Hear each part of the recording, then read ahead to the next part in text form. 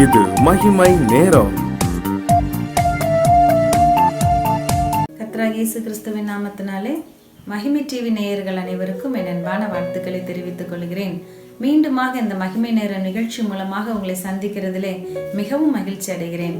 முதலாவது தேவன் உலகத்தை படைக்கும் பொழுது நமக்கு கொடுக்கப்பட்டிருந்த ஆசீர்வாதங்கள், ஆனால் என்றைக்கு பாவம் உலகத்தில் நுழைந்ததோ அன்றைக்கு நாம் எல்லாவற்றையும் இழந்து போனோம்.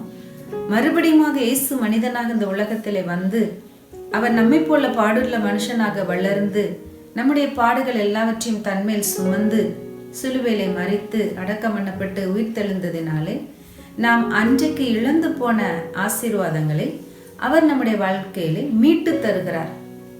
அப்படி அவர் நமக்காக உயிர் தெழுந்து மீட்டு கொடுத்த ஆசீர்வாதங்கள் எல்லாவற்றையும் இந்த வாரம் முழுவதுமாக நாம் ஒன்றின் பின் ஒன்றாக தியானிக்க போகிறோம்.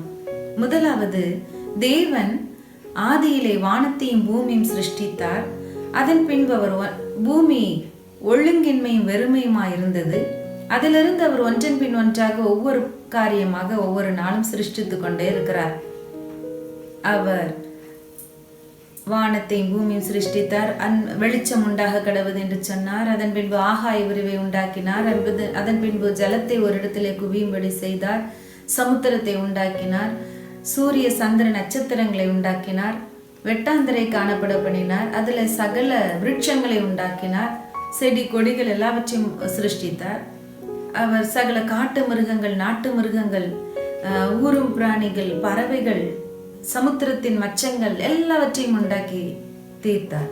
கடைசியாக கர்த்தருடைய வார்த்தை இப்படியாக சொல்லுகிறது. ஆதியாகமம் 1வது அதிகாரம் 26வது வசனத்திலே, தேவன் தம்முடைய சாயலாகவும் தம்முடைய ரூபத்தின்படியும் மனிதனை உண்டாக்கினார் என்று சொல்லி பாருங்களேன்.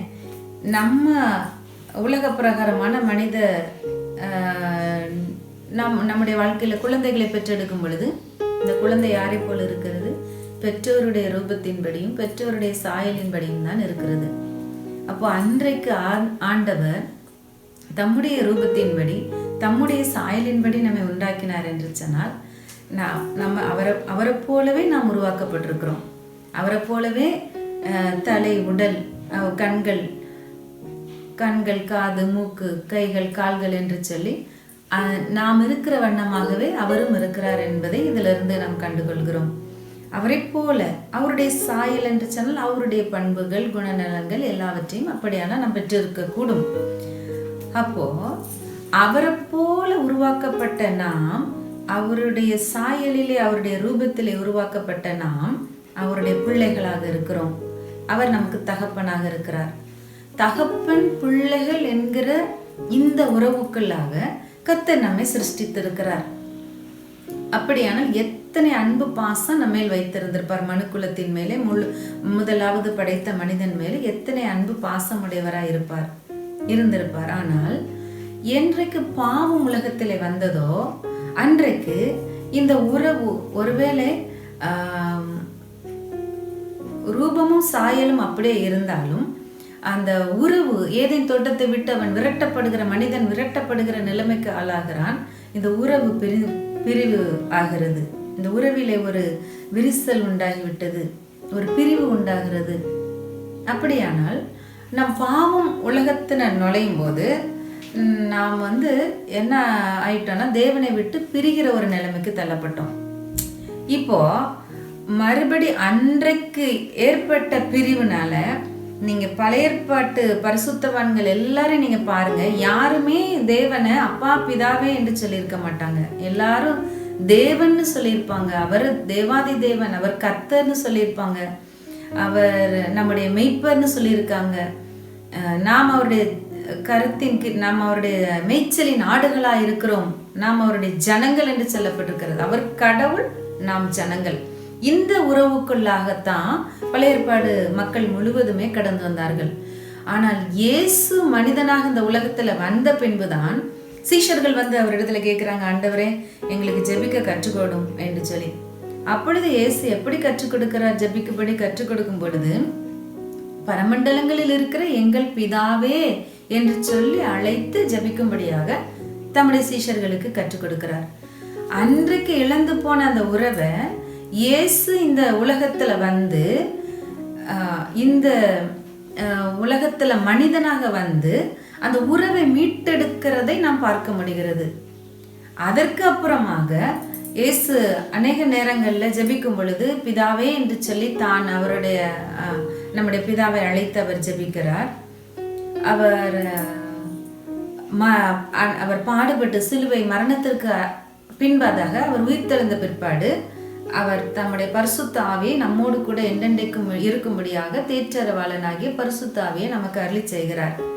அப்பொழுது ரோமர் 8வது அதிகாரம் 15வது வசனத்தில் எழுதப்பட்டிருக்கிறது, திரும்பவும் பயப்படுகிறதற்கு நாம் அடிமைத்தனத்தின் ஆவியை பெறாமல் அப்பா பிதாவை என்று கூப்பிட பண்ணுகிற புத்திர சுபிகாரத்தின் ஆவியை பெற்றிருக்கிறோம் என்று சொல்லி. அப்போ அன்றைக்கு இழந்து போன உறவை இயேசு மரித்து உயிர்த்தெழுந்த பிற்பாடு தம்முடைய ஆவியை நமக்குள்ள கொடுத்து, இப்போ நீங்க அன்றைக்கு பாவம் செய்ததுனால நீங்க அடிமையாக்கப்பட்டீங்க. பாவம் செய்கிற எவனும் பாவத்துக்கு அடிமையா இருக்கிறான்.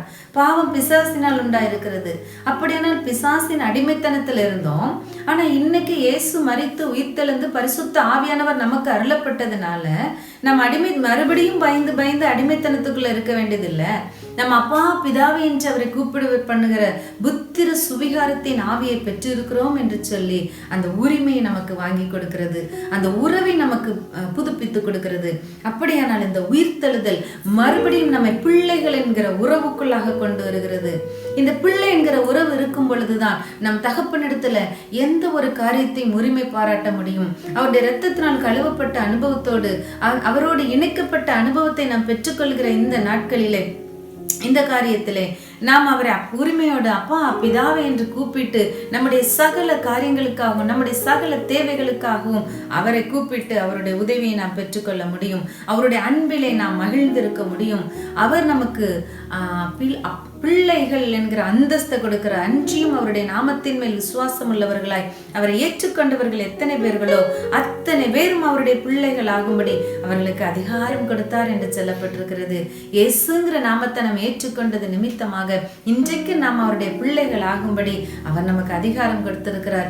இன்றைக்கு உரிமையை பெற்றுக் கொண்டிருக்கிறோம். இன்றைக்கு நம் பிள்ளைகள்ங்கிற உரிமை நிமித்தம் அவரிடத்துல செல்லமாக, அவரிடத்துல பாசமாக, அவரிடத்துல பேசி உறவாடி அவருக்குள்ள மகிழ்ந்திருக்கும்படியான பாக்கியத்தையும் ஸ்லாக்கியத்தையும் பெற்றுக் கொண்டிருக்கிறோம். இந்த உலகத்துல எல்லா விதமான நெகட்டிவ் சிச்சுவேஷன் சூழ்நிலைகள் மத்தியிலையும் நம்ம அவருடைய சமூகத்துல வந்து அப்பா எனக்கு உதவி செய்யும் என்று சொல்லி கூப்பிட முடியும். நம்முடைய எந்த ஒரு இக்கட்டான சூழ்நிலையிலும் அப்பா என்று சொல்லி அவரை நோக்கி பார்க்க முடியும்.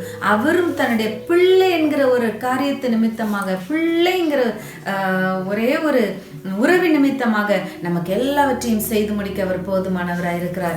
ஆகவே நாம் இந்த நேரத்துல நம்முடைய தலைகளை தாழ்த்தி நாம் ஜெபிப்போமா? அன்பின் பரலோக தகப்பனே, இந்த நேரத்துல ஆண்டவரே, நாங்க ஒரு நாளில ஏதேன்ல நாங்க உறவை இழந்து போனோம். உண்மை அப்பான்னு கூப்பிடுறதுக்கு தகுதி இல்லாம போனோம்.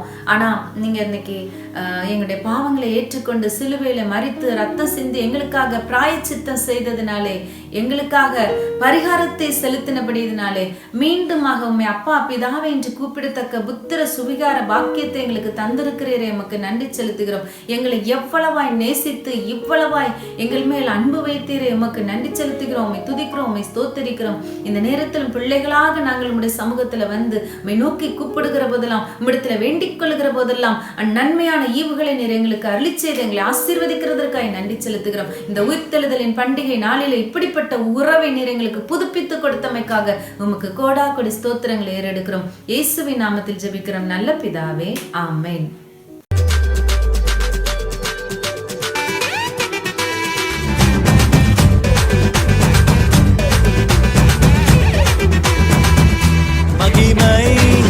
மகிமை